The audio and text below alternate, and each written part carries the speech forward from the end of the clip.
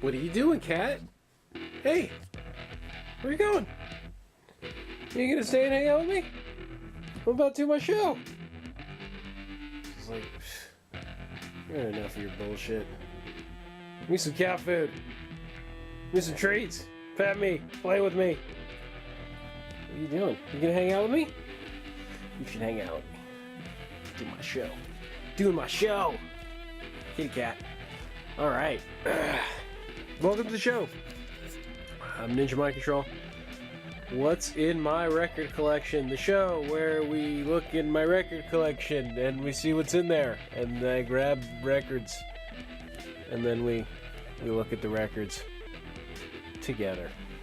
Yeah, so we'll get to it right now, I guess, right? I'm gonna jump right into it. I'm gonna choose a record. This is a choose ring. Oh, shit. Somebody, Claire, actually... one of my friends and fans actually asked me to choose from a side, and I forgot what side. Shit. I guess I could have looked that up, huh? Oh well. I'll do it next time, Claire, I promise. Alright.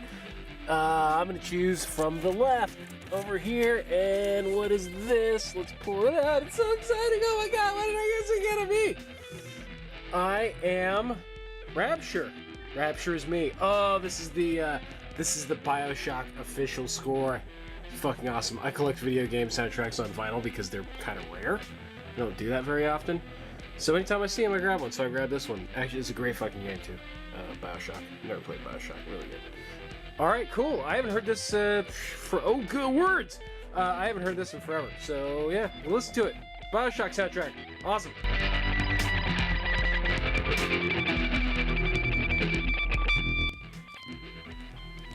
Alright, the BioShock soundtrack.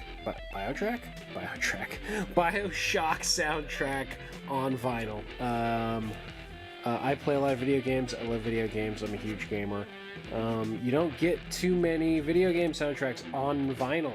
I think there's plenty of video game soundtracks out there for you to buy, just not a lot on vinyl. So when I saw this, I picked it up. It looks like this is the official special edition BioShock 2. There's a bit of confusion when I looked online. I think what this is... Hey, cat! Where you going? You gonna hang out with me? No? Yeah, she's like... my cats have had enough of me. So I think what happened with this BioShock is that this is actually the BioShock 1 soundtrack that they reused for BioShock 2, but they put this one on vinyl. I think. I'm not absolutely sure about that. If anybody knows, I mean, if you got better, I didn't do huge digging on the internet, but if anybody knows, you know, put that shit in the comments, yo. So yeah, it's a video game soundtrack. I love video games. I try to get them when I can. If you've never played BioShock the game, I highly recommend the first one. The second one is okay. It's more, doesn't feel like a sequel in terms of it's just like more of the first.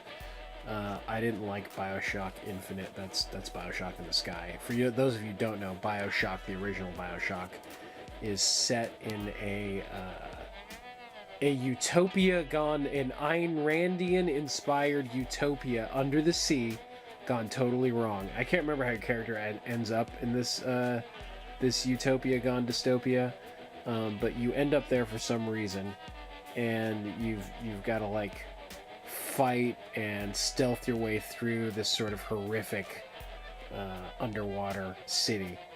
That's super awesome looking. The graphics for the time, it probably doesn't look, I don't know how good it would look now, because it's an old game.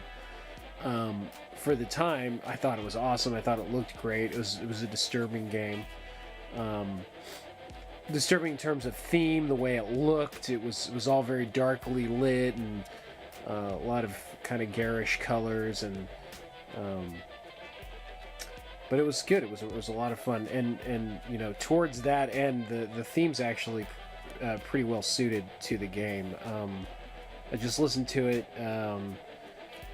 I've said this before about soundtracks. You know, some soundtracks just sound great because they're meant to go to some visual stimuli, like a movie or video game, and this definitely is the case with this one. It's very disturbing. It's very dark, just like the game is. And I remember the game. I don't necessarily remember the music or a particular theme or anything, but I do remember the music working really well with the dark visuals and the dark themes of the game. And in that respect, I think this soundtrack is great.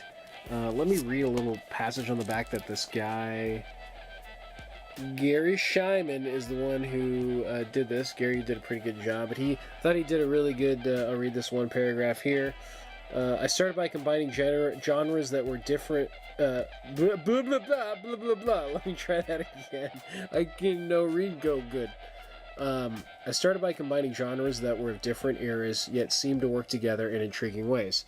I used styles as those found in works of early 20th century composers such as Stravinsky, Schoenberg, and Prokofiev, as well as mid-20th century techniques such as aleatoric, the use of orchestral randomness to form very frightening dissonance, with the added technique of musique concrete, the use of real-world sounds like human breathing, animal and boat sounds, etc. By combining these three styles, I composed music that sounded different and unique and seemed to capture the feel of the dark, frightening world of BioShock. I think that's a really good description of the music. I really like these two terms too. To add those to my musical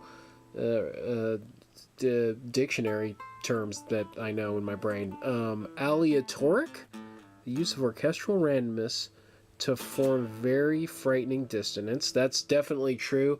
He's got there's a lot of orchestral, you know, just what you might consider normal classical orchestral symphonic music, and then in the background there'll be like disturbing fucking noises, which is great. It really works really well. And then I like that also, that musique concrete. I still can't zoom. I don't know how to zoom in. Which, yeah, he also uses those. So yeah, I think that really describes this soundtrack really well. You know, in the past I've recommended a bunch of music as like music that you might want to put on in the background. You know, and maybe you're either relaxing, you just feel like sitting and listening to music, you're having some friends over and you need some background music.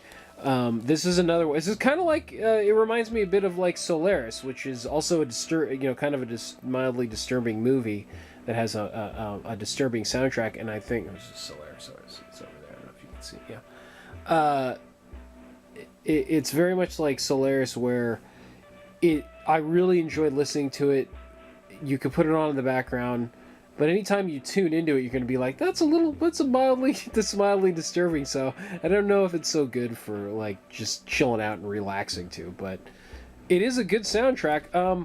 As far as like themes go, I'm always talking about themes because I'm a guitar player. I like to refer to them as riffs, melodies, whatever you want to call them. It's that thing in the song that you can hum to, that you always remember, the hook in the song, that the musical idea that just keeps going and going and going and popping up, and it's you know, it's whatever, like the Star Wars theme. You know, everybody can hum the Star Wars thing. It's got a very strong theme. I wouldn't say that this soundtrack has a very strong theme. I think that it has it like I said, the music does the job of supporting the visuals in the game. I think it stands alone. Like I said, you can listen to it on its own and it sounds good. It just, I think for it to really pop off, it goes better with what it was meant to go with, which was the video game.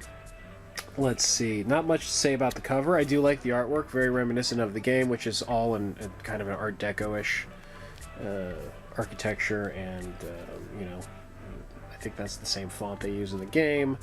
You can't really see it because it's in black and white, but it's kind of like in very kind of muted browns and greens and yellows and very, very light colors. Nothing jarring on this. It's cool musical notes they got on there. I mean, it's a nice cover. Looks good. You know, on the back, he's got. This is a pretty good write-up that the guy Gary Scheinman did, and I like his writing actually, opposed to say some of the. I've complained about some of the older records like that. You can't see it because I got whatever. There's a Dvorak. I did Dvorak a few weeks back, or at the beginning. And on the back, it's just like a fucking essay, and it's pedantic, and it was written by a critic, and he just sounds like a pedantic a-hole. And this one just sounds like I mean, it's more modern. It just sounds like the dude kind of telling it straight. I mean, I read some of it, and you know, it wasn't too onerous, and I thought it was pretty informative. And I think that you know, this is relatively informative about the process that this guy took to write the music and work with the game creators and all that. Let's see. Anything else to note? Nothing really to note about the cover. They didn't put anything fucking cool on the inside. Fuck you guys. Or I don't know. Maybe there was something cool, but when I got this, I think I got it used. Who knows? Maybe all the good shit was taken out. Maybe there's cooler shit in the original. Because this came with the game as the special edition, so there was like a bunch of shit that came with it. Maybe even like an action figure or something. And so maybe there was more to go with it. Yeah, I think I bought this online.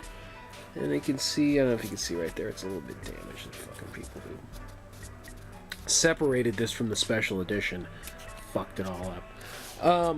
I can't really recommend you buying this because I looked online and it is just stupidly expensive now. I can't remember what I paid for it. I think I paid kind of a high price at the time, and it's even more expensive now than it was when I bought it. But, you know, maybe you can find it online, listen to it. It's a cool soundtrack. It's interesting. If you like classical music, orchestral music, scary music, you might like this one.